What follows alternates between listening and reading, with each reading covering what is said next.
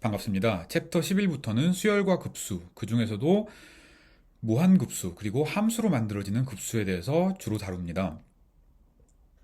수열, 급수, 둘 다 여러분들이 고등학교 때부터 굉장히 익숙하게 다뤘을 만한 개념입니다. 뭐 수열 있으면 얘가 수렴하는지 발산하는지 우리 개념적으로 잘 알고 있고요. 급수가 있으면 뭐 보통 고등학교에서는 뭐 등차 수열이나 등비 수열로 만들어지는 급수를 주로 하긴 하지만 뭐 급수의 합들이 어떻게 생겼나 이런 것들을 주로 관찰합니다. 우리는 물론 급수의 합이 정확히 어떤 것인지를 알면 좋지만 그렇지 못할 경우가 훨씬 많아요. 그렇지만 급수가 수렴하는지 발산하는지만 따져도 도움이 되는 경우가 상당히 많습니다. 그래서 그런 개념들을 하나씩 하나씩 따져보고 그리고 테일러 급수라고 불리는 함수들의 급수를 알아보는 것이 이 챕터의 목적입니다. 그래서 처음에 나오는 개념인 수열과 급수는 여러분들이 굉장히 익숙한 개념일 거라고 생각합니다. 그냥 다 아는 개념 한번 얘기해 봅시다. 우리가 숫자로 만들어지는 이 리스트를 수열이라고 합니다. 그렇죠. 뭐 A1, A2, A3, A4, 땡땡땡, AN 이런 것들입니다. 이거 수열 우리가 굉장히 다양하게 표시를 하는데 우리 당연히 AN은 뭐 N에 관한 일반화된 식 이렇게 나타내기도 하고요. 이것들을 묶어가지고 주로 우리가 이렇게 많이 쓸 겁니다. 물론 1부터 시작한다는 걸 강조하기 위해서 이렇게도 쓸 거예요. 책에 따라서 다르게 쓰는 경우도 많습니다. 뭐 보통 이런 식으로 쓰는 경우도 많고 당연히 AN인데 N은 1부터 무한대까지 뭐 이렇게 표시하기도 합니다. 그냥 AN만 딸랑 써놓는 경우도 많이 있어요. 자, 그런데 여러분 다 알고 있듯이 수열은 물론 이렇게 A1, A2, A3 이렇게 쓰긴 했지만 굳이 1부터 시작할 필요는 없습니다. 예를 들어 내가 뭐 10부터 시작하는 수열을 생각하고 싶다. 그러면 당연히 AN인데 N은 10부터 무한대까지 이렇게 써도 상관없어요. 그래서 수열이 꼭 1부터 정의될 필요는 없습니다. 사실 수열은 우리 수학에서는 알고 있는 대상으로 새로운 대상을 정의하는 걸 좋아해요. 그래서 사실 수열을 엄밀하게 정의해라. 그러면 우리 함수 다 알고 있으니까 함수로 정의하긴 합니다. 왜? 만약에 자연수에서 실수로 가는 어떤 함수가 있다고 합시다. 그래서 이 함수를 우리가 편의상 f라고 불러봐요. 그러면 1에서의 함수값, 2에서의 함수값, 3에서의 함수값 이런 것들 다 있잖아요. 물론 n에서의 함수값도 있습니다. 이것들을 우리가 잘 알고 있는 표현인 뭐 A1, A2, A3 이렇게 쓰면은 이게 그냥 바로 수열인 거예요. 사실 수열은 특수한 함수다라고 생각하면 편합니다. 물론 그냥 여러분이 고등학교 때부터 알고 있었던 그 수열이라고 받아들여도 별 문제는 없습니다. 자, 그래서 수열이 있으면 제일 중요한 문제는 얘가 수렴하냐, 컨버지하냐, 혹은 발산하냐, 다이버지하냐 입니다. 수렴, 발산 둘 다 우리 이상적분에서 많이 다뤘습니다. 그렇죠. 수렴하면 그러면 수렴값이 중요하기도 한데 수렴한다는 것은 증명할 수 있지만 수렴값은 찾을 수 없는 경우도 많습니다. 여러분이 아주 익숙할 만한 쉬운 예제들을 한번 봐봅시다. 다음 극한들이 수렴하는지 발산하는지 한번 생각해보고 그리고 수렴값을 혹시 수렴하면 수렴값을 한번 찾아봅시다. 이거 n분의 로그 n의 극한 이거 어떻게 해요? 이거 우리 앞에서 로피탈의 정리로 여러분이 고등학교 때부터 알고 있었던 것 x가 로그 x보다 훨씬 빨리 커지죠. 그래서 0으로 갑니다. 이거 이렇게 증명할 수도 있어요. x가 무한대로 갈 때 x분의 로그 x라고 생각할 수도 있어요. 이거 당연히 로피탈 위에 미분 아래 미분하면 x분의 1 남으니까 당연히 0이잖아요. 네, 그래서 이거 0입니다. 여러분 다 고등학교 때부터 알고 있었던 거예요. 2번도 마찬가지입니다. 사인 n분의 1은 이거 뭐 사인 x라고 생각하고 x가 0으로 갈 때라고 생각해도 되겠네. 그쵸?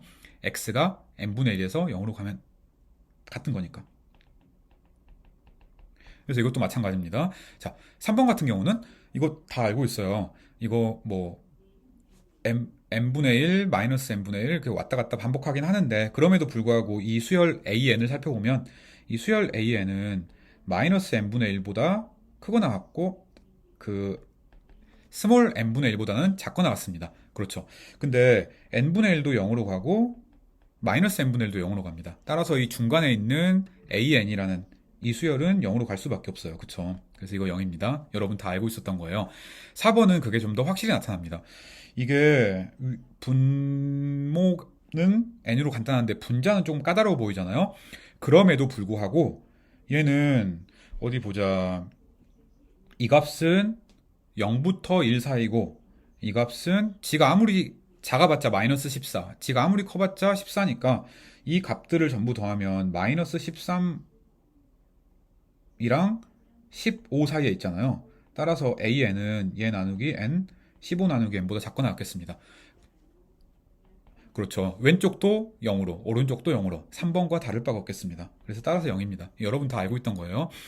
그래서 이제 수열의 극한 같은 걸 생각을 할 때 사실 여러분들이 알고 있는 것들을 간단하게 정리를 해봤습니다. 제일 많이 쓰이는 사실 중에 하나가 이 1번입니다. 이 AN, BN, CN이 서로 크거나 같은 이런 대소관계를 만족한다고 합시다. 그리고 혹시 AN이 그리고 CN이 같은 극한으로 수렴한다고 합시다. 물론 우리가 수렴할 때는 당연히 노테이션으로는 n이 무한대로 갈 때 이렇게 써야 되긴 해요. 하지만 보통은 생략하겠습니다. 다 n이 무한대로 갈 때 너무 명백하니까 그냥 이거 써봤자 귀찮잖아요. 그래서 보통 생략을 합니다. 그래서 AN도 CN도 둘 다 L로 수렴하면 중간에 있는 BN도 L로 수렴해야 된다라는 사실 우리 잘 알고 있습니다. 얘 워낙 유명하고 워낙 많이 쓰이다 보니까 이름이 붙었어요. 스퀴즈 시어렘. 왜냐면 AN으로 위에서 누르고 CN으로 아래에서 누르니까 이라고도 얘기를 하고, 그래서 꽉 쥐어짜는 스퀴즈라고도 하고요. 이제 위아래 빵으로 이렇게 꽉 눌러니까 그걸 샌드위치 렘마라고도 많이 씁니다. 그래서 두 용어 다 굉장히 많이 쓰이는 사실입니다. 그리고 두 번째, 혹시 AN의 절대값이 0으로 가면 그러면 당연히 AN이 0으로 갈 수밖에 없습니다. 이거는 왜 그런가요? 사실 1번의 따름 정리긴 합니다. 마이너스 AN이랑 AN의 절대값이랑 AN이 이런 관계가 있잖아요.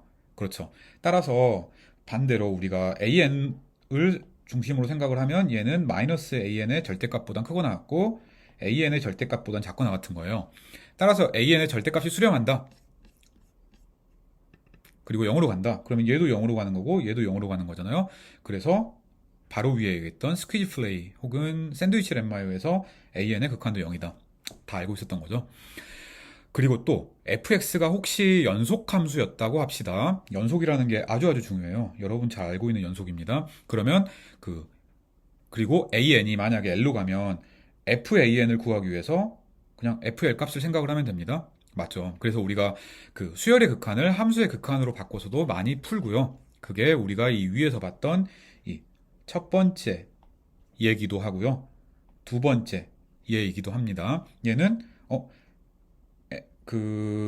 이렇게 써도 돼요. 그래서 n분의 1이 an이니까 이거 리미트 x분의 1 x가 무한대로 갈 때 뭐 이렇게도 똑같습니다. 다 마찬가지인 거죠. 우리 an의 극한이 l이다 라는 것 개념적으로 다들 알고 있습니다. n이 무지무지 커지면 그러면 an이 l에 한없이 가까워진다. 뭐 이런 얘기 고등학교 때 많이 배우고 여러분들이 굉장히 복잡한 극한을 사용한 계산들도 많이 했을 겁니다. 그런데 이제 고등학교 때 나오는 간단한 함수, 간단한 수열의 극한 이런 것들을 생각하는 데는 별 문제가 없는데 이제 굉장히 복잡한 함수나 조금 희한하게 생긴 수열 이런 게 나오면 극한을 그런 식으로 정의해 가지고는 증명하기 좀 까다로운 것들이 있어요. 그래서 18, 19세기 때 특히 미적분학이 체계화되기 시작하면서 이제 해석학이라는 학문으로 발전해 나가는데요. 이제 그러면서 사람들이 이 극한부터 수학을 기초부터 처음 시작해보자 라고 생각해서 극한부터 엄밀하게 정의를 하기 시작했고 그 토대 위에 이제 미적분학을 다시 증명하기 시작했습니다. 그래서 그때 나오는 극한의 엄밀한 정의가 사실 현대 수학의 출발이에요. 그래서 그냥 간단하게 소개만 하고 간단하게 어떻게 증명하는지에 대해서 얘기만 드리고 넘어가려고 합니다. 사실 이 증명이 수학원의 뒷부분에 아주 많이 나오는 건 아니지만 몇몇 테스트를 증명할 때는 이 개념을 알고 있으면 훨씬 좋아요. 그래서 간단하게만 얘기를 하려고 합니다. 자세한 사항이 그리고 조금 더 많은 예제들이 궁금하면 제가 유튜브 채널에 수학과 3학년 해석개론 원 과목도 같이 올리고 있습니다. 그래서 거기서 해당하는 섹션을 찾아서 한번 보기 바래요. 아마 수학과 학생들한테는 그렇게 까다롭지는 않을 겁니다. 자, 그래서 정의를 간단하게 적어봤습니다.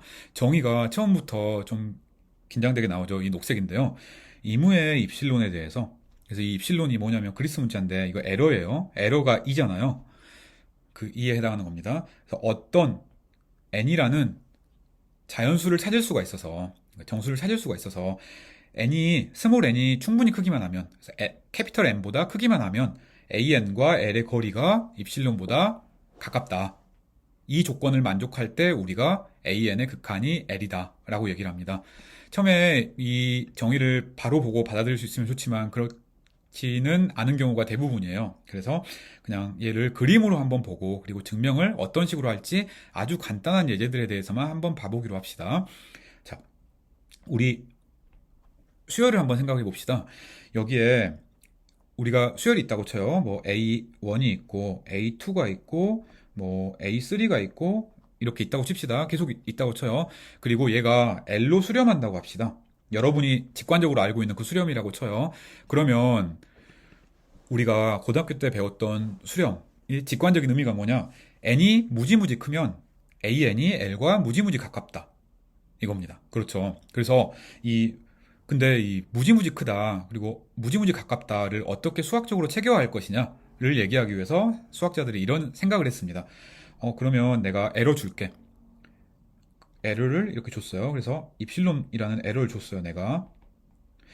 그러면, 그리고 이 L이랑 입실론만큼밖에 차이가 안 나면 AN과 L이 가깝다라고 얘기를 하자라고 약속을 한 거예요.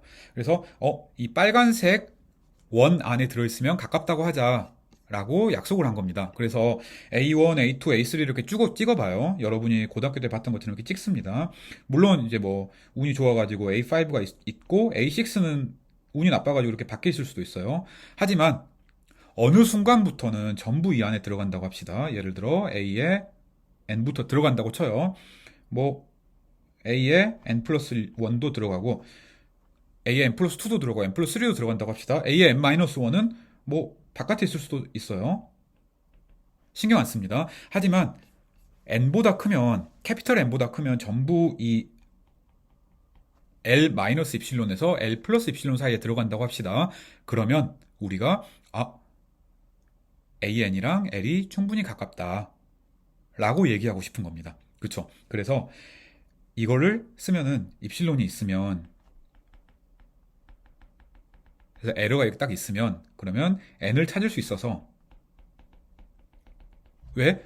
내가 이 캐피털 N보다 크기만 하면 수열의 모든 값들은 L가 가까워 라고 얘기를 하고 싶어요. 그래서 초반에 캐피털 N보다 작은 수열은 신경 안 써요. 당연하죠. 극한에서는 초반에 몇 항은 신경 안 쓰는 거랑 똑같습니다.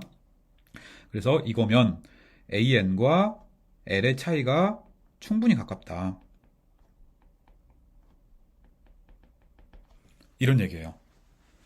그래서 얘를 우리가 엄밀한 극한의 정의라고 합니다. 그래서 극한은 무지무지 가까우면 n이 무지무지 크면 l에 무지무지 가깝다 이런 얘기였는데, 얘를 정량화 시켜 놓은 거다라고 생각을 하면 편하겠습니다. 물론 우리 극한을 표시하는 다른 방법도 고등학교 때 많이 배워서 여러분 알고 있습니다. 이런 식으로 표시할 수도 있어요. n이 점점 커질 때 an이 어떻게 되나 한번 봅시다. 1일 때, 2일 때, 3일 때, 4일 때. 이때 이 l이라는 값으로 극한이 가깝게 간다는 게 무슨 얘기냐? 우리 잘 알고 있어요. 극한이 L이다. 그럼 수열의 값을 찍을 때 A1은 여기 있어요. A2, A3, 뭐 A4, A5 막 이럴 수 있습니다. 하지만 n이 커지면 그러면 이 근처에 머물러 있는 거예요. 맞죠? 그래서 그 얘기를 쓰면 L 플러스 입실론이랑 L 마이너스 입실론 이 사이에, 초반에는 신경 안 써요. 초반에 있는 몇몇 항들은 신경을 안 쓰지만 혹시 여기에 캐피털 N이 있고 그거보다 크면은 그러면 다 이 안에 들어있는 겁니다. 그쵸? 그러니까 스몰 n이 충분히 크기만 하면 AN이 L과 가깝구나. 즉 입실론만큼 차이밖에 안 나는구나 라고 이해를 하면 되겠습니다. 자, 그래서 개념적으로 잘 안 와닿을 수 있으니까 아주 간단한 몇 가지 예제에 대해서만 설명을 드리려고 합니다. 다 옵셔널한 거예요. 자, 그래서 n분의 1의 극한이 0이다 라는 걸 증명을 한번 해보고 싶다고 합시다. 그러면 우리가 해야 되는 것, 처음에 해야 되는 일은 똑같습니다. 입실론이 있다고 하자. 왜? 입실론이 있으면 n을 잡아야 되는 게 우리의 목적이에요. 그러면 증명을 하기 전에 우리가 한번 생각을 해봅시다. 우리가 해야 되는 것, 그 n분의 1이랑 0의 차이가 입실론보다 작게 만들고 싶은 거예요. 그러려면 n분의 1이 입실론보다 작으니까 n이 입실론분의 1보다 크면 되잖아요. 그래서 이걸 머릿속에 두고 생각을 하는 거예요. 그러면 우리가 n을 어떻게 잡을 거냐면 입실론분의 1로 잡겠다.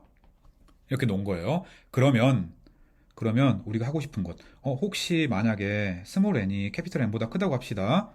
그러면 우리가 원하는 것, AN이랑 L의 차이가 충분히 작기를 원하잖아요. 근데 이거는 당연히 캐피털 N분의 1보다 작고 나갔고 얘는 입실론보다 작고 나갔습니다. 그쵸? 그래서 우리가 보인 것, 에러가 있다고 하자. 우리가 N을 적당히 잡았어요.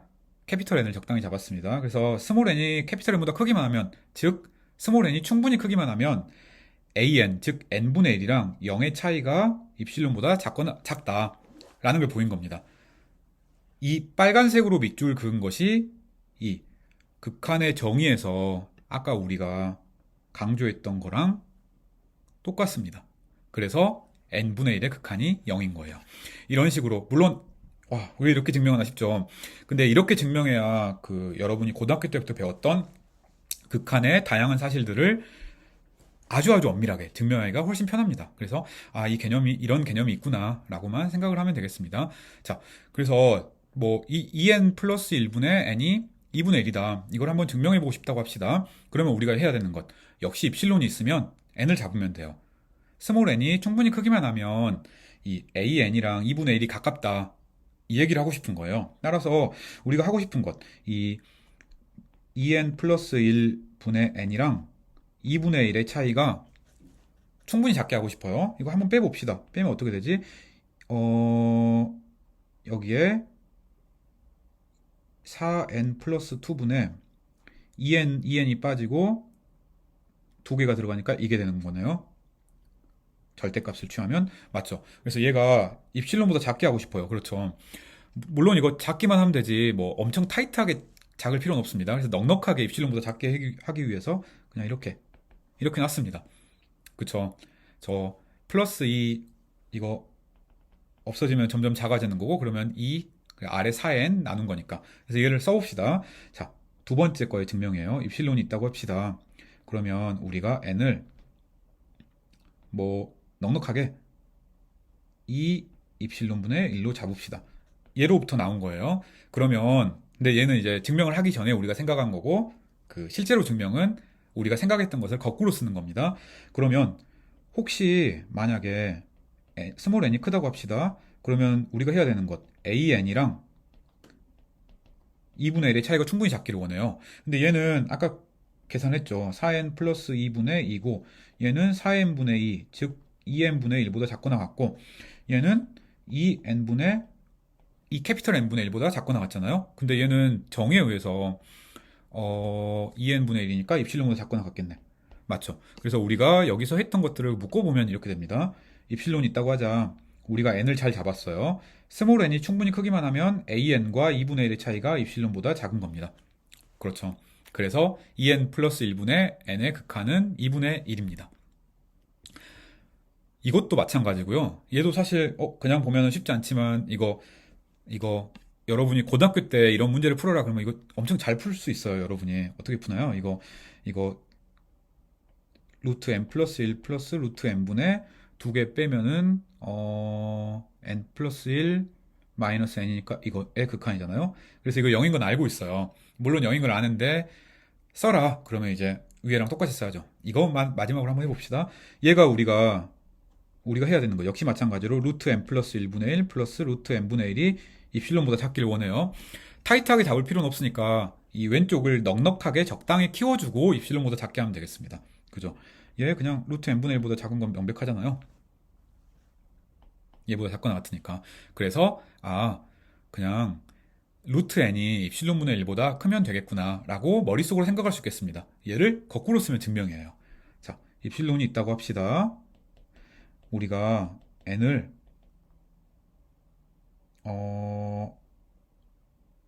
입실론 제곱분의 1보다 크게 한번 잡아봅시다. 뭐 운이 좋아가지고 입실론 이 위에도 그렇구나. 얘도 크거나 작고 이것도 크거나 작게 잡읍시다. 입실론 분의 1이 자연수가 아닐 수도 있으니까. 자, 그래서 n이 입실론 제곱분의 1보다 크다고 합시다. 그러면 스몰 n이 충분히 크다고 하면 우리가 해야 되는 것 루트 n 플러스 1에서 루트 n을 뺀 것 이것의 차이가 충분히 작기를 원해요. 뭐와 0과의 차이가. 그쵸. 근데 얘는 통분을 하면 아까 얘기했던 것처럼 루트 n 플러스 1 플러스 루트 n분의 1 이거예요. 얘는 루트 n분의 1보다 작거나 같고 얘는 루트 캐피털 n분의 1보다 작거나 같고 얘는 아까 우리가 스몰 n이 입실론 제곱분의 1보다 크다라고 얘기를 했으니까 똑같이 루트 캐피털 n분의 1은 입실론보다 작은 거죠. 그래서 여기서도 마찬가지로 우리가 이 위에 있는 정의를 그냥 그대로 썼습니다. 입실론이 있다고 하자 n을 적당히 잡았어요. 스몰 n이 충분히 크기만 하면 이 an과 0의 차이가 충분히 작다라는 걸 보인 겁니다. 따라서 an의 극한이 0인 거예요. 물론 이러면 그 극한 값이 정의에 들어있으니까 극한 값을 먼저 추측을 하고 그 값으로 수렴한다. 이거를 얘기를 해야 되고 증명을 해야 되는 겁니다. 자, 뭐 이런 정의들이 있어요. 이것도 마찬가지입니다. 한번 관심 있으면 해보기 바랍니다. 자, 그래서 이 페이지 자체는 우리가 수학 원에선 알면 좋은 건데 뭐 필수는 아니니까 참고하기 바랍니다. 수열에서 우리가 몇 가지 알아둬야 될 용어들이 있습니다. 엄청 중요한 용어인데 그 어렵지는 않은 하지만 정의들은 좀 많은 그런 것들입니다. 그 AN이라는 수열이 있다고 칩시다. n번째 항보다 n 플러스 1번째 항이 크면 우리가 증가수열이라고 얘기를 합니다. 그래요. 그러니까 점점 커진다는 거예요. 이거 그래프로 그리면 당연히 A1이 있으면 A2는 이것보다 커야 되고 A3는 이것보다 커야 되고 A4는 이것보다 커야 되고 이런 관계가 있는 수열입니다. 반대로 점점점 줄어들면 우리가 디크리징 혹은 감소 수열이라고 얘기를 합니다. 그래서 인크리징이면 당연히 증가고요. 디크리징이면 감소입니다. 둘 중에 하나를 만족하면 모노토닉 혹은 단조 수열이라고 부릅니다. 그래서 인크리징이거나 디크리징이에요. 둘 다 만족할 수는 없죠. 아, 참고로 이제 이 우리 수학 원 교재에서는 여기가 이렇게 부등호가 그 확실한 부등호예요. 그래서 등호가 들어가 있지가 않습니다. 근데 보통은 이제 여러분들이 고학년 교재에서 보는 대부분의 책에서는 이제 부등호가 들어있을 때 인크리징이라고 하고 부등호가 안 들어있을 때는 거기에다가 조금 더 그 얘기를 더 해서 스트릭트 인크리징, 그러니까 확실하게 인크리징 뭐 이런 얘기를 더 많이 합니다. 근데 우리는 뭐 책에서 그 수학원 책에서는 인크리징의 정의가 등호가 빠져 있는 부등호니까 그냥 그렇게 이해하고 있읍시다. 근데 나중에는 등호가 붙은 걸 더 많이 쓰는 거예요. 그리고 그 거의 대부분의 그 명제에서는 이렇게 등호가 들어있어도 별 문제 없이 성립하는 경우가 많습니다. 그런 것들 간단하게 언급해 드리겠습니다. 자, 이제 수열 AN이 있다고 합시다. 만약에 어떤 수 m이 있어가지고 AN이 전부 m보다 작거나 같다고 해요. 그래서 AN이 위로 이렇게 막혀 있다고 합시다. 그럴 때 우리가 바운디드 어보브라고 합니다. 얘는 한글로는 위로 유계라는 표현을 많이 써요. 당연히 반대되는 개념도 생각할 수 있겠죠. AN들이 있는데 전부 스몰 m보다 크거나 같은 m이 있다고 합시다. 이 얘기는 어떤 스몰 m이 있어가지고 A1, A2, A3 이런 것들 봤더니 전부 다 스몰 m 이상인 거예요. 그러니까 아래에서 딱 막혀 있는 거예요. 이건 아래로 막혀 있으니까 똑같이 아래로 유계 라는 표현을 씁니다. 만약에 AN이 위로도 유계고 즉 바운디드 어버브고 아래로도 유계면 즉 바운디드 빌로우면 그러면 우리가 바운디드 그냥 유계라고 얘기를 합니다. 그래서 어떤 뭐 예를 들어 마이너스 100부터 100 사이에 함수값이 혹은 수열값이 전부 있는 거예요. 예제들 아주 간단하니까 한번 봐봅시다. 자, 그래서 그냥 별로 착각 많이 하진 않지만 그래도 가끔 착각을 하긴 해요. 여기는 5호고요. 그래서 단조다 그러면 증가하거나 감소입니다. 그렇죠. 왜? 이 수열에서는 증가하면서 감소할 수는 없잖아요. 점점 커지면서 점점 작아지는 게 있을 수가 없으니까. 바운디드는 엔드입니다. 그래서 위로도 막혀 있고 아래로도 막혀 있어야 됩니다. 아주 간단한 예제들을 몇 개만 봐봅시다. AN이 1-n분의 1이라고 합시다. 모르면 무조건 그려봅시다. 이거 여러분 다 알고 있는 거예요. 이제 그려봅시다. n이 1일 때는 0, 그 다음에 2분의 1, 그 다음에 3분의 2, 4분의 3, 점점점 이렇게 가는 거죠. 맞죠? 근데 막혀 있어요. 뭘로? 당연히 모든 것들이 1보다 작거나 같잖아요. 그쵸? 물론 굳이 1을 찾을 필요는 없습니다.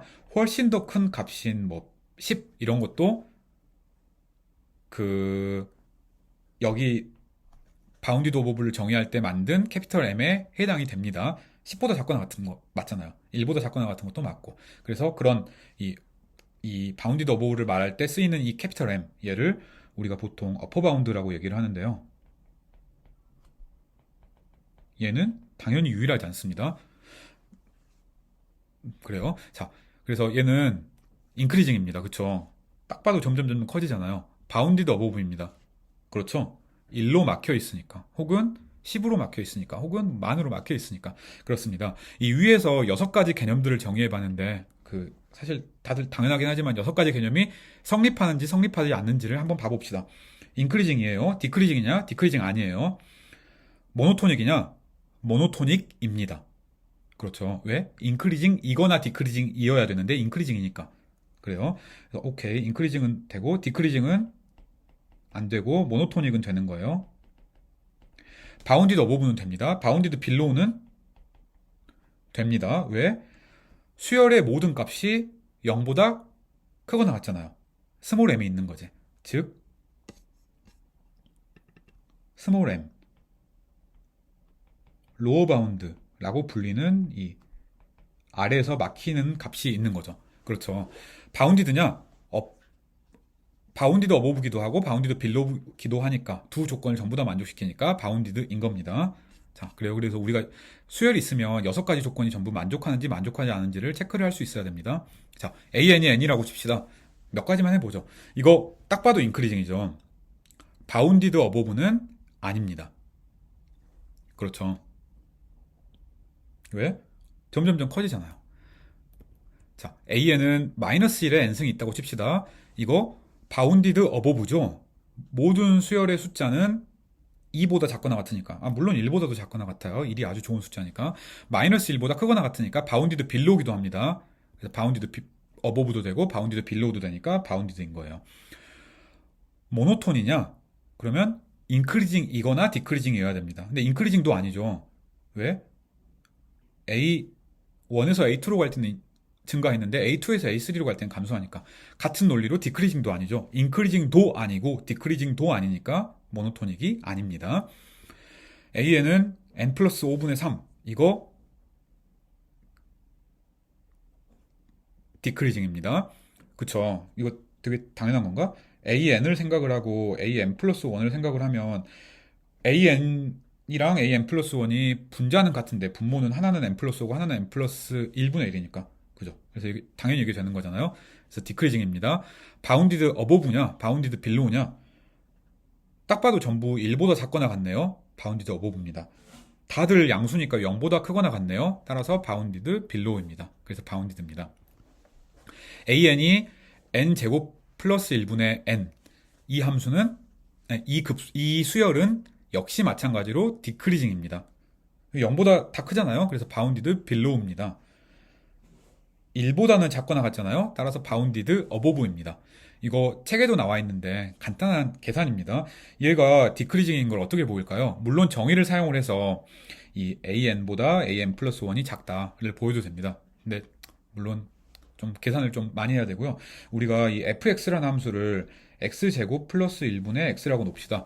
그럼 얘를 미분을 하면 그 적당한 값 이후부터는 그러니까 감소한다는 걸 그러니까 f 프라임이 0보다 작다는 걸 확인해서 감소라는 걸 알 수가 있습니다. 그래서 디크리징이에요. 책에 계산이 있으니까 한번 봐보기 바랍니다. 바로 전에 그 수열 AN이 뭐 인크리징이다, 디크리징이다 를 포함해서 6가지 정의를 했는데 이것들을 한 이유는 사실 이 단조 수열 정리, 모노톤 시퀀스 시오렘이라고 불리는 정리를 이야기하기 위해서입니다. 명제를 한번 봐봅시다.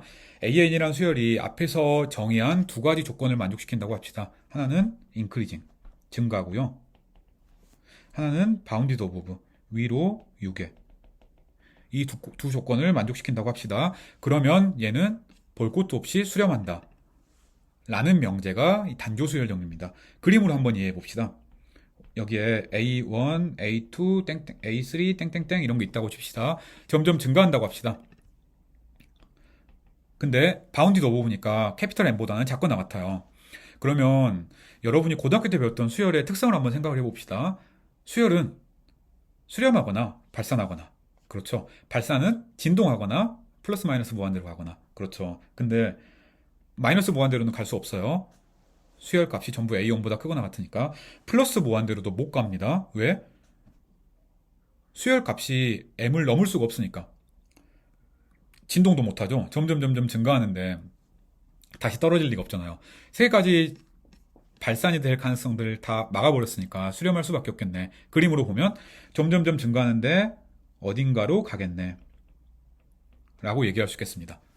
이게 모노톤 시퀀스 시어렘을 가장 직관적으로 이해할 수 있는 방법이에요. 사실 우리는 수학 1에서는 이 정도 그림만 이해하고 있으면 됩니다.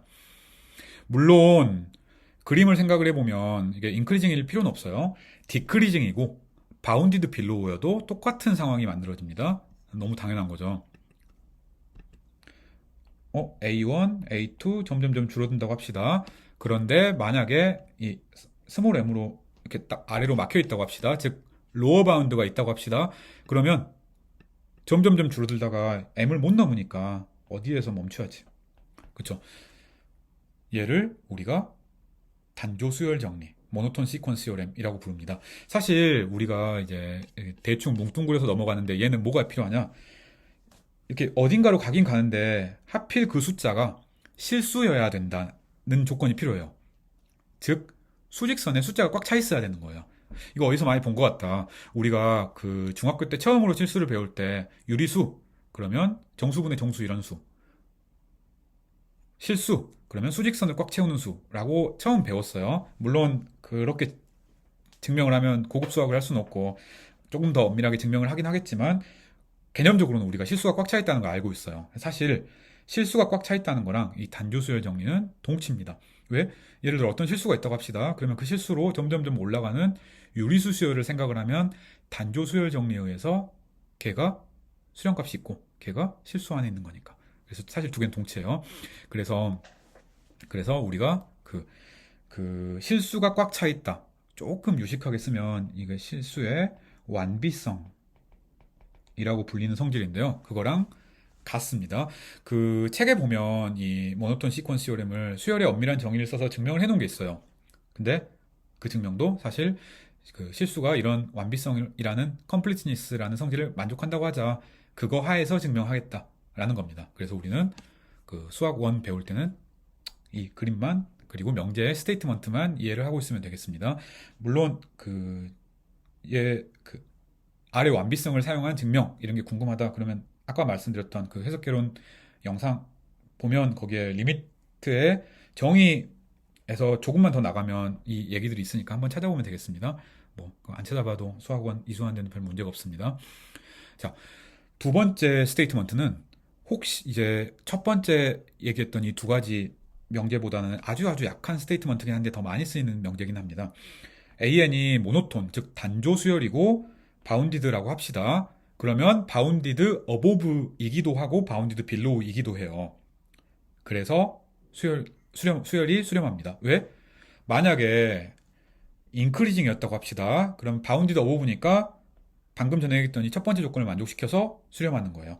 디크리징이라고 합시다. 그러면 바운디드 빌로우니까 두 번째 조건을 만족해서 수렴하는 거예요. 그죠? 자, 간단한 예제들 몇 가지만 봐봅시다. AN이 1-n분의 1이라고 합시다. 이거 1로 수렴하는 거 우리 다 알고 있어요. 단조 수열 정리 쓸 필요도 없습니다. 뭐 점점점 증가하는 거 맞죠? 0, 2분의 1, 3분의 2, 4분의 3 이렇게 가고 1로 막혀 있는 거니까. 그렇죠. 자, 그런데 A1이 2, AN 플러스 1이 2분의 1, AN 더하기 6 이런 수열이 있다고 칩시다. 극한을 구해라. 그러면 사실 AN이 수렴한다는 걸 알고 나면 여러분이 고등학교 때 했던 방식으로 극한 구하기는 굉장히 쉽습니다. 근데 극한을 구하기 위해서는 사실은 극한이 있다라는 얘기를 먼저 해야 돼요. 우리가 11단원에서 계속 얘기할 거는 극한의 값을 구하기 전에 수렴하는지 발산하는지를 먼저 체크하는 게 목적입니다. 이것도 마찬가지예요. 그래서 극한값이 존재하고 나면 계산해 봅시다. 어떻게 할까? 그냥 A2를 구해 봅시다. A2를 구하면 얘는 뭐야? 8을 2로 나눈 거니까 4입니다. 맞죠? A1보다, 즉 2보다 크거나 같네요. 왠지 이런 거 하면은 수학적 귀납법 쓸 것 같죠? 이제 우리가 AN보다 AN 플러스 1이 크다고 합시다. 1일 때는 성립하는 거예요. 그러면 얘를 6을 더해도 성립해요, 당연히. 맞죠? 뭐 당연한 거지. 이걸 전부 2로 나눠도 성립합니다. 그렇죠. 큰 수를 둘 다 2로 나눠봤자 크기가 변하진 않으니까. 왼쪽은 A의 n 플러스 1이고 오른쪽은 A의 n 플러스 2. 따라서 수학적 귀납법에 의해서 AN은 인크리징입니다. 오케이, 인크리징 거 보였습니다. 바운디드 어버브면 되겠네. 바운디드 어버브인 것도 한번 보여볼까요? A1, A2는 둘 다 4보다 작네. 근데 왠지 이거 생각을 하면 이게 이거 그 AN 플러스 1이랑 AN이 둘 다 같을 때 근이 6이잖아요. 그래서 6보다 작거나 같다는 걸 그냥 바로 볼 수 있죠. A1은 6보다 작거나 같아요. 만약에 AN이 6보다 작거나 같으면 AN 플러스 1은 6 플러스 6 나누기니까 6보다 작거나 같은 거예요. 따라서 수학적 귀납법에 의해서 AN은 전부 6보다 작거나 같은 거예요. 맞죠? 그래서 인크리징이고 바운디드 어버브니까 우리가 두 가지 중요한 조건을 얘기를 했습니다. 인크리징이고 바운디드 어버브니까 따라서 모노톤 시퀀스 시오렘에 의해서 AN은 수렴하는 거예요. 그죠? 그래서 수렴하는 겁니다. 점점점 증가하면서 그 어떤 M으로 막혀 있으니까. 자, 얘를 수렴값을 찾아라. 그러면 이거 고등학교 문제입니다. 다 알죠, 우리. 얘에다가 양변의 극한을 취하면 돼요. 그러면은 극한을 취하면 x는 2분의 1 x 더하기 6. 따라서 x는 6이 나오는 거예요. 그쵸? 그래서 AN은 6으로 사실 수렴하는 겁니다. 비슷한 문제를 이런 것도 할 수 있어요. 조금 더 까다로워 보일 수는 있지만 사실 똑같은 문제입니다.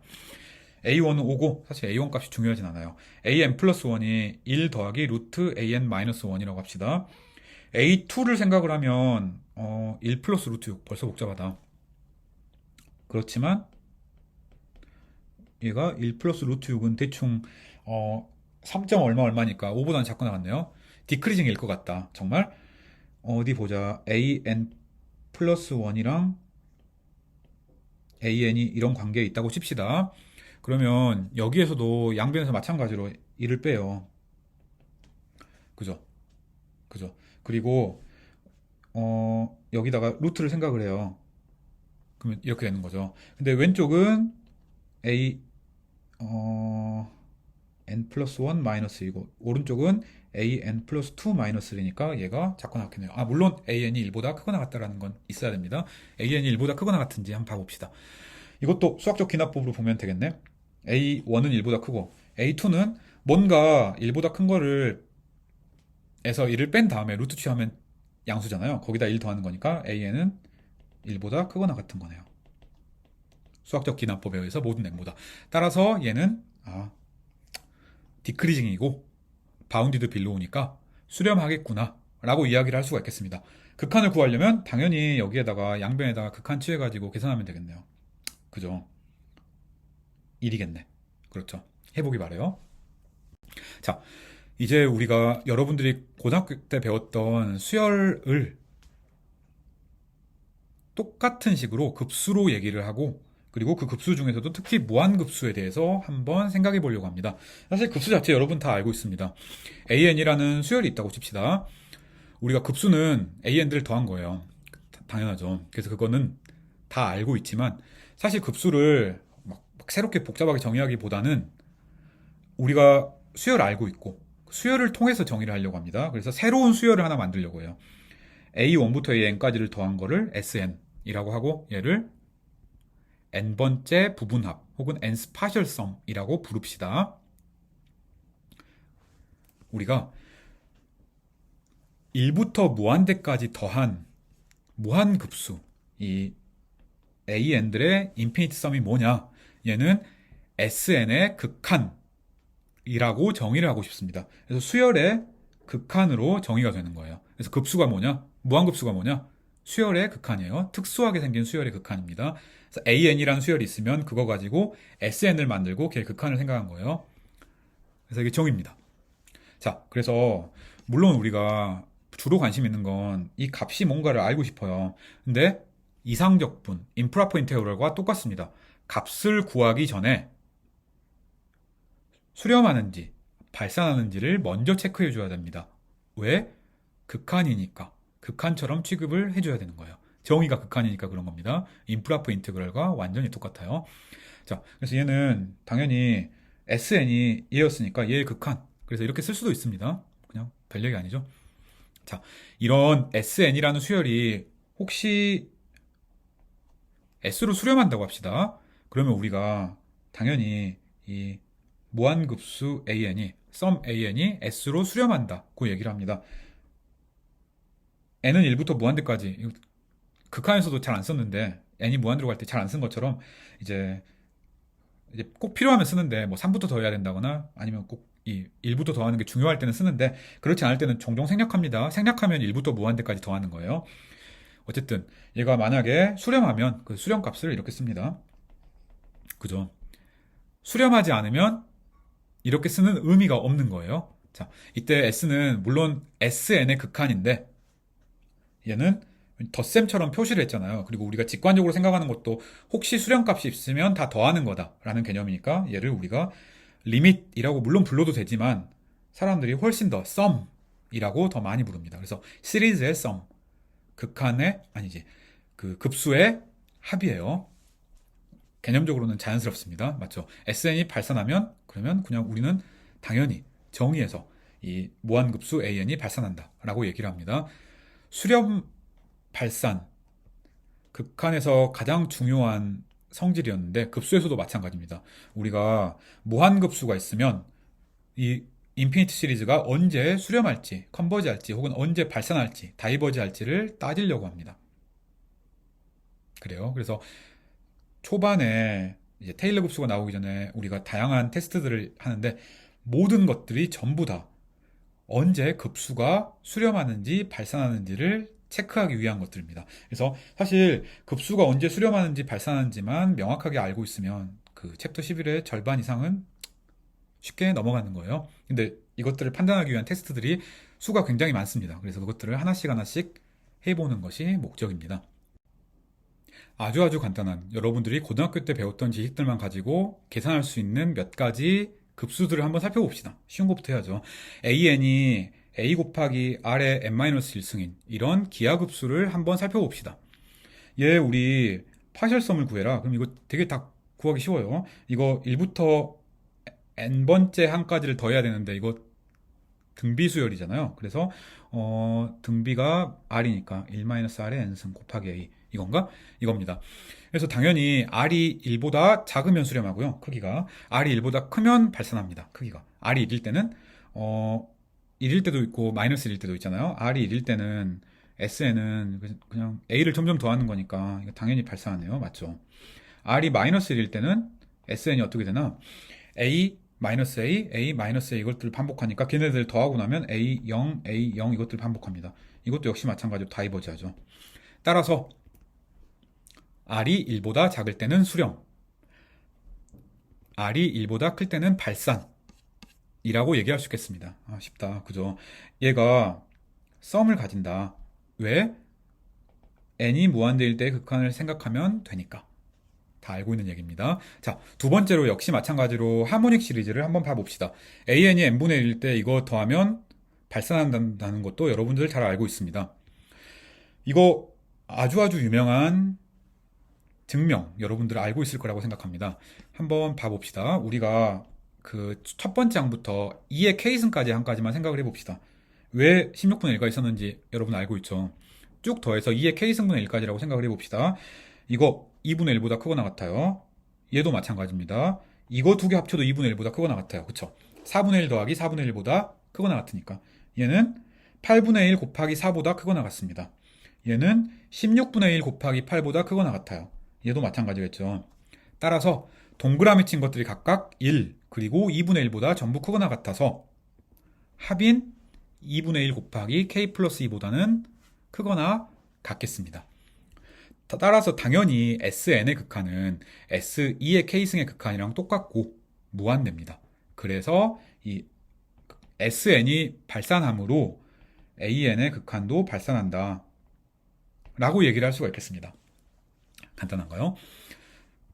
자, 세 번째 같은 예제를 한번 봐봅시다. 보통 이런 류의 문제가 나올 때 고등학교에서는 거의 바로 부분분수를 사용해서 해결을 했습니다. 물론 우리는 정의를 알고 있어요.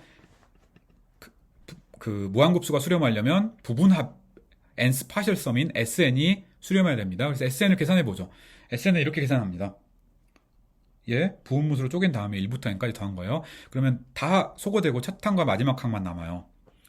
3분의 1로 수렴합니다. 따라서 급수 자체도 수렴하고 덤으로 썸이 3분의 1이다 라는 걸 얻은 거예요. 이 경우는 운이 좋아서 sn의 수렴값을 바로 알았습니다. 그렇지 않은 경우도 있을 수가 있어요. 자, 2의 n승분의 n이라는 예제를 봐봅시다. 이거는 물론 고등학교 때 배웠던 사실만 가지고 쉽게 해결할 수 있는데 조금 생각을 해야 됩니다. 예, 2분의 1 더하기 4분의 2 더하기 8분의 3 더하기 16분의 4 더하기 땡땡땡 이거예요. 값이 얼마일까? 수렴할까요? 발산할까요? 항상 이런 문제들을 내면 처음에는 이제 샤프하게 이렇게 저렇게 바꿔서 풀어보자 라고 얘기를 드리고요. 그리고 이런 문제도 그 뒤쪽에서 테스트를 배우면 시스테매틱하게 바로 계산할 수 있다는 얘기도 다음에 합니다. 얘를 우리는 기초적으로 한번 풀어봅시다. 우리가 평면상에 사각형들을 좀 그리고 싶어요. 높이가 1인 사각형을 그립시다. 높이가 2분의 1인 사각형도 한번 그려봅시다. 높이가 4분의 1인 사각형도 한번 그려봅시다. 그 다음에는 높이가 8분의 1인 사각형도 그려봅시다. 그 다음에 어떻게 그리는지 알겠죠? 16분의 1인 사각형 땡땡땡 이렇게 그리는 거예요. 자, 얘를 우리가 두 가지 방법으로 읽고 싶어요. 얘 넓이를 구하고 싶은데 봅시다. 색깔을 다르게 해서 이 위에 있는 얘를 봐요. 얘는 넓이가 2분의 1입니다. 그쵸? 2분의 1인 거. 그쵸? 그래서 이거예요. 자, 그 다음을 봅시다. 밑변이 4분의 1부터 2분의 1 때까지를 봐요. 그러면 넓이가 4분의 1인 게 두 개가 있습니다. 그렇죠? 그 다음을 봅시다. 어떻게 하는지 알겠죠? 8분의 1부터 4분의 1까지가 높이인 사각형을 봅시다. 그럼 8분의 1이 3개가 있는 거예요. 맞죠? 그 다음에는 16분의 1짜리 사각형이 4개가 있는 거예요. 32분의 1의 사각형이 5개가 있고 땡땡땡입니다. 그쵸? 그래서 이 사각형을 Y축으로 잘라가지고 세면 이렇게 표시를 할 수가 있겠구나, 넓이를 이라고 얘기를 할 수가 있겠습니다. 물론 X축으로 잘라도 넓이는 같겠죠. 그리고 그거 우리가 아주 잘 알고 있는 식입니다. 첫 번째 2분의 1, 두 번째 4분의 1, 첫 번째 1, 두 번째 2분의 1, 세 번째 4분의 1 이것들을 다 더한 것 2. 그렇죠. 따라서 이 수열은 수렴하고 썸은 입니다. 이 수열로 만든 급수는 수렴하고 썸은 입니다. 그래요. 물론 이제 그 고등학교 때는 이런 거 풀려면 되게 이렇게 이런저런 방식으로 바꿔서 풀었어야 됩니다. 우리는 안 그러려고 해요. 많은 걸 배워서. 자, n 팩토리얼 분의 1의 합을 생각을 해봐라. 어떻게 할까? 잘 안 보이죠? 물론 값을 우리가 곧 명확하게 보일 겁니다. 얘는 이제 무리수고요. 초월수기도 합니다.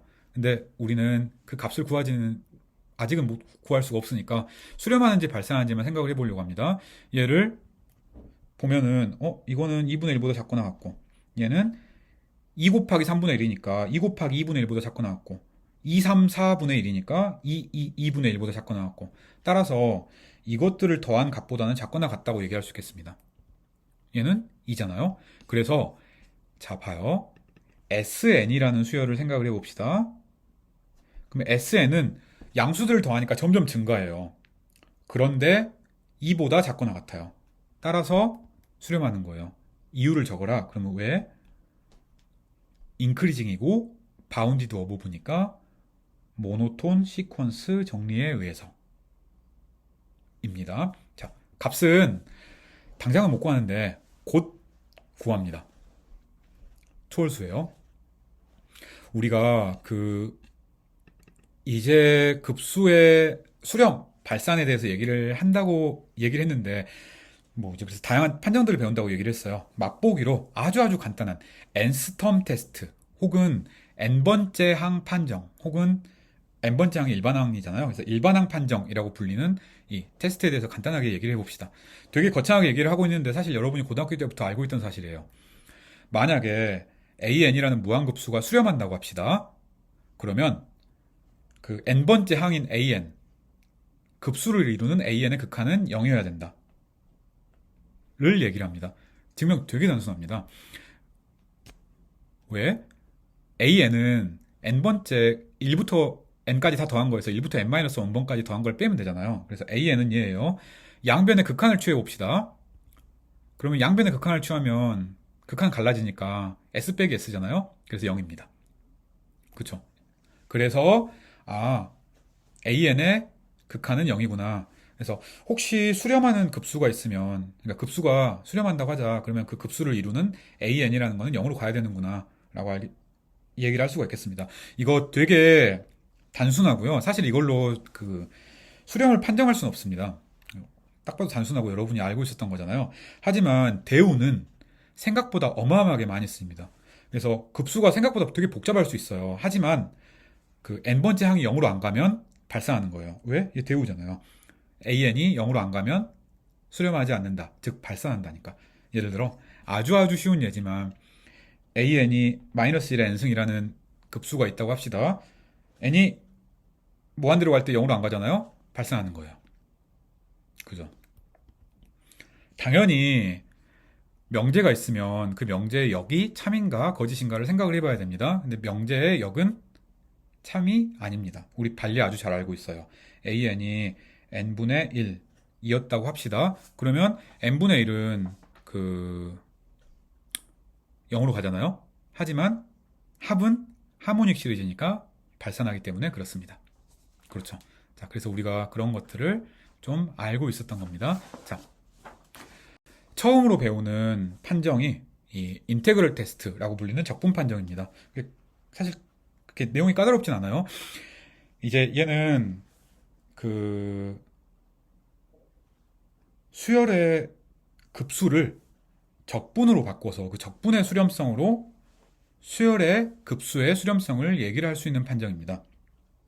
F라는 함수가 연속이고 파지티브고 즉 0보다 크다는 얘기예요. 얘가 그 다음에 디크리징 감소함수라고 우리 알고 있어요. fx랑 fy가 있을 때 fy가 크다고 칩시다. 언제? 만약에 y가 x보다 작으면 점점 감소한다는 얘기예요. 그래서 이 조건을 만족한다고 합시다. 그리고 이 f라는 함수로부터 an을 만들었다고 칩시다. 그래서 그림으로 보면 이렇게 됩니다. 만약에 우리가 fx라는 함수가 0보다 크고 감소해야 되니까 그래프는 대충 이렇게 생겼겠어요. 그렇죠. 그러면 우리가 여기에 1, 2, 3, 4 값이 있죠. 그러면 이 값을 A1, 이 값을 A2, 이 값을 A3, 이 값을 A4로 놓겠다는 얘기예요. 별 얘기 아닙니다. 이랬을 때, 그러니까 이렇게 특수하게 만들어진 급수에 대해서는 무한급수가 수렴하는 것과 f라는 함수의 이상적분, 임프로퍼 인테그럴이 수렴하는 게 동치다. 라는 이야기입니다. 자, 얘도 우리가 앞에서 중요하다고 얘기를 했어요. 얘는 1부터 무한대까지의 적분은 적분처럼 보이지만 극한입니다. 그래서 극한처럼 취급을 하니까 수렴과 발산을 얘기할 수가 있는 거예요. 앞에서 보는 이 급수도 마찬가지입니다.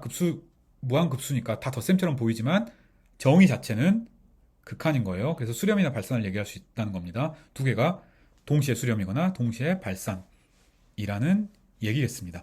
증명 한번 가봅시다. 증명 아주 간단해요. 우리가 함수의 적분을 한번 생각을 해봅시다. 그래서 1부터 예를 들어 4까지 적분을 한번 생각을 해봐요. 그러면 적분은 이 아래에 있는 이 영역의 넓이잖아요.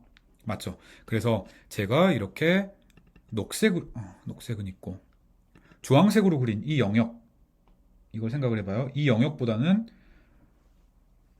그 F를 1부터 K까지 적분한 게 작거 나왔겠습니다. 그렇죠? 적분한 거는 저 사각형의 넓이보다 딱 작잖아요. 적분한 것은 얘고요. 사각형의 넓이는 A1, A2, A3를 더한 거니까 얘입니다.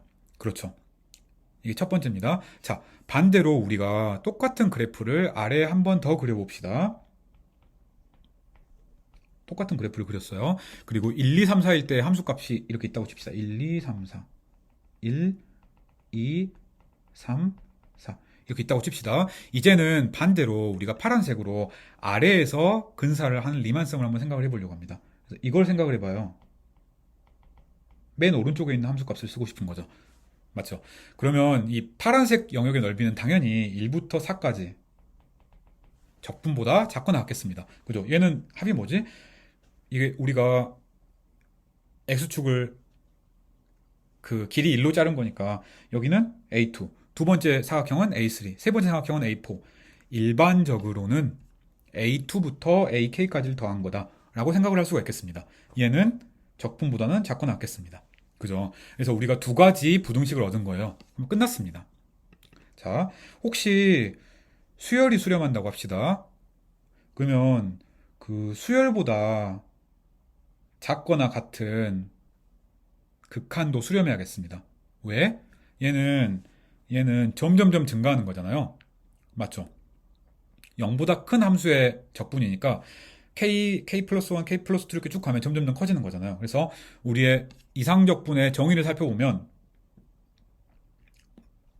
B가 무한대로 갈 때 이 1부터 B까지의 적분이 수렴해야 돼요. 점점 증가해야 되니까 바운디드 어버브기만 하면 되겠네요.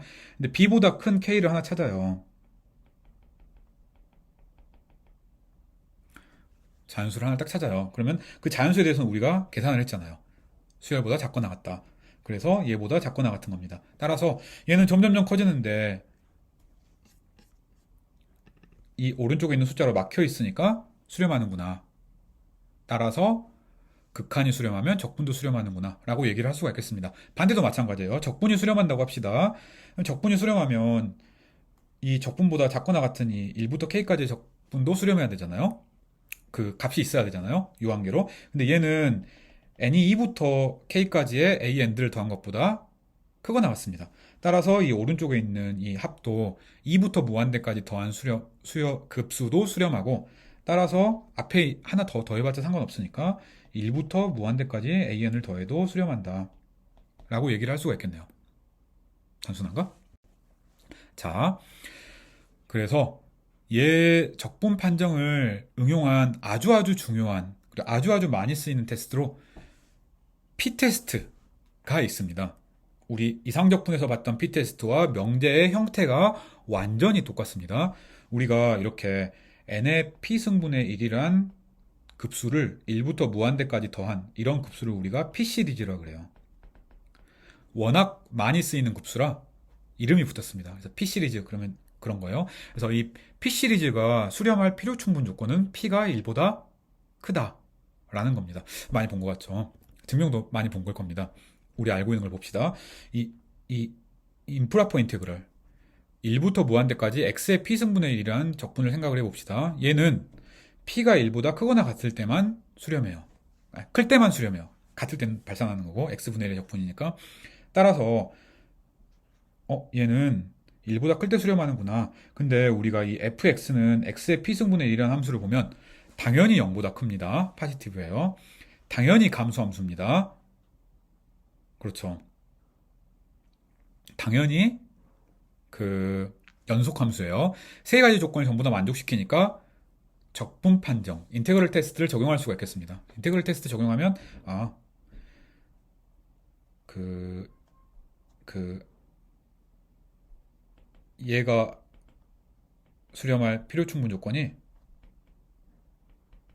얘가 수렴할 필요 충분이랑 똑같고, 얘는 임프라퍼 인테그럴의 P테스트에 의해서 P가 1보다 큰 조건이구나 라고 이해를 할 수가 있겠네요. 그렇죠. 자, 간단한 예제를 몇 개만 봅시다. 인테그럴 테스트에서 나오는 예제들은 까다로운 것들은 별로 없습니다. 루트 n분의 1의 썸이 있다고 칩시다. 발산합니다. 왜? 증명을 해라. 그러면 P 시리즈고 P가 2분의 1이니까 라고 얘기를 하면 됩니다. 그죠? P가 1보다 작거나 같아요. 그래서 발산하는 겁니다. 혹시 n 루트 n분의 1의 급수가 있다고 칩시다. 얘는 P가 2분의 3, 1.5인 경우잖아요. 그래서 수렴합니다. 그죠? P 테스트를 쓴 거예요. 자, n 로그 n분의 1의 합이 수렴하는지 발산하는지를 한번 생각해 봅시다. 얘는 n이 2부터인 걸 강조하기 위해서 이렇게 한번 써봤습니다. 이유는 n이 1이면 로그 n이 정의가 안 되니까 그냥 2부터 쓴 거예요. 자, 우선 우리가 x 로그 x분의 1이라는 함수를 생각해 봅시다. x도 증가함수, 로그 x도 증가함수니까 두 개 곱해놓은 x 로그 x라는 함수도 증가함수입니다. 물론 인테그럴 테스트에서 1부터 무한대까지만, 뭐 2부터 무한대까지, 그러면 썸 2부터 무한대까지 똑같은 거잖아요. 그래서 어떤 n부터 시작해도 사실 상관이 없어요. 그래서 얘를 계산을 해보면 x 로그 x분의 1의 적분이잖아요. 근데 얘를 적분하면 당연히 로그 로그 x가 나옵니다. 그리고 이거 엄청나게 느리긴 하지만 b가 무한대로 갈 때 무한대로 갑니다. 그죠? 따라서 원래 수열도 발산하는 거예요. 그래서 n 로그 n분의 1도 발산하는 겁니다. 자, 이렇게 서메이션 n은 1부터 무한대까지 an 플러스 b분의 b의 p승분의 1. 단 a랑 b는 0보다 크다. 라고 합시다. 이것도 사실 저 P테스트와 완전히 똑같이 적분을 하면 P가 1보다 클 때 수렴한다 라는 걸 쉽게 볼 수가 있습니다. 적분 다 할 수 있죠. 이거 한번 해보기 바랍니다. 만약에 이런 n 로그 n의 P승분의 1이라는 그 급수가 있었다고 합시다. 예를 들어 여기서는 이 n 로그 n분의 1이에요. 여기서는 로그 n의 P승. 그래서 그거보다 살짝 커질 수도 있고 살짝 작을 수도 있습니다. 얘는 P가 1보다 크면 수렴합니다. 이유는 역시 마찬가지로 적분을 해봐요. 이 적분하면 P가 1일 때는 위에서 적분을 이미 했습니다. 그래서 발산한다는 걸 알고 있어요. P가 1보다 크면 사실 이 적분 자체는 P가 1만 아니면 적분이 되지만 이렇게 나타날 수가 있어요. 그쵸? 따라서 P가 1보다 클 경우를 생각을 해보면 로그 X의 뭐 적당한 승이 분모에 있습니다. 그래서 얘가 수렴하는 거예요. 물론 P가 1보다 작으면 발산하는 겁니다. 그래서 이게 P 테스트보다 조금 더 세련된 거구나. n분의 1에 봐요. n분의 1은 발산해요. 여기에 아주 약간만 커져도 얘는 수렴하는 거예요. 그러면 이 P가 1일 때가 되게 중요한 거구나. P가 1일 때 우리가 역시 이걸 붙여봤어요. 이것도 발산하는 거예요. 물론 여기서 스몰 p가 1보다 작아도 발산하는 거예요. 근데 n 로그 n의 p승분의 1에서 p가 1보다 조금 크면 그러면 수렴하는 거예요. 그죠? 그래서 그 p가 1일 때는 서메이션 n분의 1인데 그것들의 극한도 그거보다 살짝 작은 이런 것들은 수렴하고 물론 p가 1보다 클 때 1보다 작으면 발산하는 거예요. 알겠죠? 단순한 인테그럴 테스트의 응용이었습니다. 마지막에 이런 그 n은 1부터 무한대까지 n분의 로그 n이라는 함수가 있다고 칩시다. 얘는 x분의 로그 x라는 함수를 미분해 보면 0보다 작습니다. x가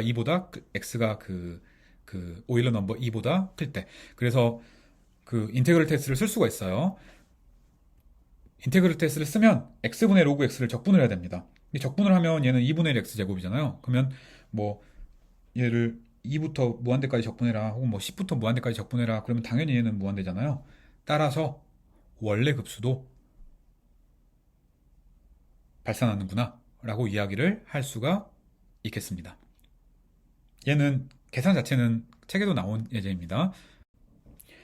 이 적분 판정의 경우에는 그 급수의 전체 합 그러니까 S랑 그리고 n스 파셜성 그러니까 Sn이랑 이 둘의 차이를 계산하는 것이 굉장히 쉽습니다. 그래서 그냥 간단함에도 불구하고 여러분들께 그 적분 판정할 수 있는 급수 근사에 대해서 한번 얘기를 해보고자 합니다. 우리가 이 Rn을 S랑 Sn의 차이라고 얘기를 해봅시다. 그러면 a n 플러스 1부터 무한대까지 쭉 더한 거예요. 그러면 이 경우에는 이 Rn, 즉 n번째 나머지를 다음과 같이 그 적분 형태로 근사할 수가 있습니다.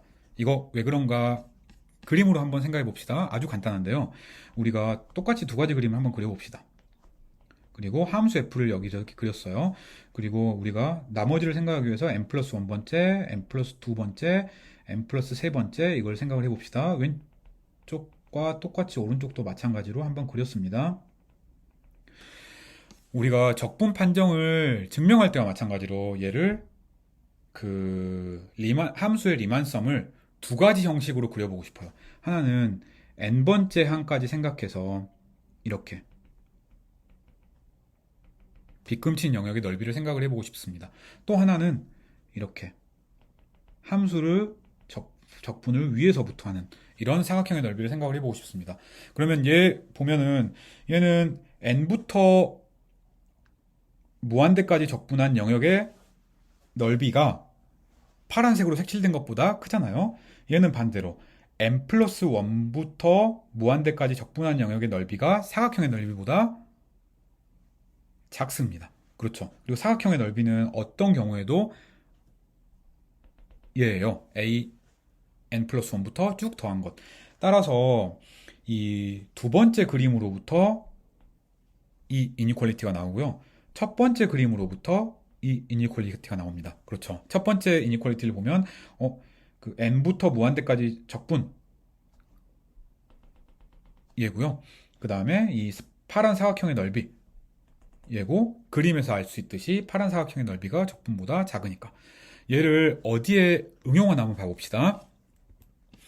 우리가 급수 중에서 이 n의 3승분의 1이라는 급수를 한번 생각을 해봅시다. 얘를 우리가 근사하고 싶어요. 물론 1부터 무한대까지 다 더하고 싶지만 굉장히 오래 걸릴 것 같잖아요. 그 정확한 값을 구하기도 쉽지 않고. 그래서 딱 10번째 항까지만 더해서 한번 근사를 해보고 싶어요. 근사해라. 그러면 그냥 그 S10을 구하면 됩니다. 근데 그 전에 적분 판정, 즉 인테그럴 테스트가 적용될 수 있는지를 먼저 파악해야 돼요. 이거 딱 봐도 연속함수, 0보다 큰 함수, x가 커지면 점점 줄어드는 감수 함수니까 인테그럴 테스트를 쓸 수가 있겠습니다. 그래서 첫 번째 항부터 10번째 항까지만 써서 계산을 해봐라. S10 구하면 돼요. 그냥 계산했더니 값이 중요하진 않고 뭔가 나왔습니다. 1.1975 어쩌고가 나왔습니다. 그래서 이렇게 얻었어요. 자, 우리가 하는 거는 이게 실제로 무한계를 더했을 때 값과 얼마나 차이가 나냐, 즉 에러가 얼마냐를 구해야 됩니다. 그래서 에러가 얼마일까? 전체 값에서, 급수의 전체 합에서 10번째 항까지만 계산한 값까지의 차이를 생각을 해야 됩니다. 그래서 그걸 우리가 Rn이라고 불렀어요. 그래서 10번째 항까지만 사용했으니까 R10의 그 값을 한번 생각해 봅시다. R10은 지가 아무리 커봤자 아까 얘기를 드렸던 것처럼 이것보다는 작거나 같아요. 그래서 10부터 무한대까지의 적분을 생각을 하면 됩니다. 이거 x의 3승분의 1 적분하기 굉장히 쉽습니다. 그쵸? 값을 넣어보면 2 곱하기 10의 제곱분의 1이니까 200분의 1이 되겠습니다. 200분의 1보다 작거나 같은 거예요. 자, 가장 많이 나오는 문제의 타입은 이겁니다. 이제 10번째 항까지 계산을 해서 에러가 이만큼 나왔어요. 근데 이런 거 말고 우리가 처음부터 에러를 뭐 10의 25승분의 1보다 작게 줄이고 싶어요. 혹은 그냥 넉넉하게 0.0005분보다 작게 줄이고 싶어요. 그러면 최소한 n을 몇 개를 써야 되냐? 물론 n을 100만 개 정도 쓰면 되겠지. 그런 거 말고 n을 좀 작은 수 중에서 한번 찾아보자. 그러면 어떻게 해야 되냐? 당연히 정확히는 Rn이 즉 전체 값에서 n번째 항까지의 근사값을 뺀 n번째 나머지 항이 0.0005보다 작게 찾아야 됩니다. 그래서 이게 제일 중요해요. 그런데 Rn은 구하기가 쉽지가 않잖아요. Rn은 구하기가 쉽지가 않으니까 대신에 이거 Rn 대신에 그 적분이 Rn보다 조금 더 큰 값이 0.0005보다 작게 한번 찾아봅시다. 그러면 얘가 작으면 얘가 0.0005보다 작으면 Rn도 작겠지. 그렇죠. 그래서 이거 계산해보면 x의 3승분의 1을 적분한 거니까 2n 제곱분의 1이고 얘가 0.005보다 작게 찾으면 되겠습니다. 그럼 이 조건을 만족하면 Rn도 0.0005보다 작아지니까요. 이에 계산하면 그냥 n 제곱이 1000보다 크다. 즉 n이 31보다 크다. 따라서 32개의 항만 사용하면 됩니다. 그렇죠. 물론 32만 답인 건 아니에요. 32보다 더 큰 숫자도 다 답이 됩니다. 근데 최소인 걸 찾아라. 작으면 작을수록 좋은 거니까.